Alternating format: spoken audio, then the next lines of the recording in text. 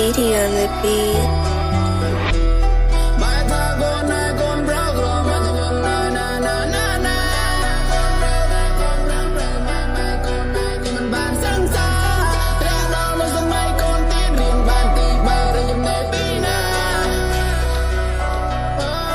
ไม่ថាកូនណាយកូនប្រុសក្រមកជីវិតណាយណាកូនត្រូវតែខំប្រឹងប្រែងសម័យម៉ែកូនណាយមិនបានចូលសង្សារធ្លាក់ដល់សម័យកូនទៀតរៀនបានទី3តើរចេះពីណាបាត់ជើងឡើងសព្រៀតរត់មកស្រុកថៃដើម្បីធ្វើការបើសិនជារាប់ពីប្រវត្តិខ្ញុំវាមិនសូវសប្បាយទេគ្មានម្នាក់ដែលរស់ក្នុងភូបលីនគ្មានន័យស៊ីទេស៊ីអន់ស៊ីឃ្លានគ្មានបាយគ្មានកគ្មានញាតចង់រាប់អានទេគេមើលងាយពេកព្រាខ្ញុំនិយាយថាខ្ញុំនេះគ្មានម៉ែឪមើលថែគេថាខ្ញុំគ្មានម៉ែឪមើលថែនៅក្បែរព្រានបដៅ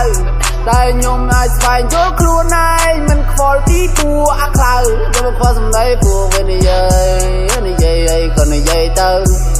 ពួកនោះវាទៅចេះស្អីបើមួយថ្ងៃវាមិនដែរបើសភើមើល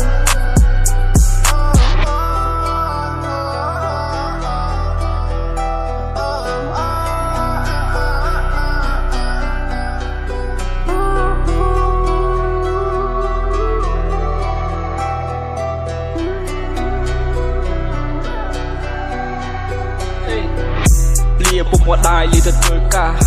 ពួកតែជីវភាពអត់អាហារពួកតែភាពក្រីក្រខ្ញុំសោកការតែតម្រូវឲ្យខ្ញុំឆ្ងាយគ្រួសារម៉ាក់ប្រាប់កូនថាកូនណាកូនខំធ្វើការកូនខំញ៉ាំបាយថាសែននឹកម៉ាក់ថាគាត់ខ្វល់ខ្វាយកុំភ័យម៉ាក់អើយកុំភ័យប៉ាអើយកុំភ័យទៀតឡើយព្រោះកូននេះធំហើយ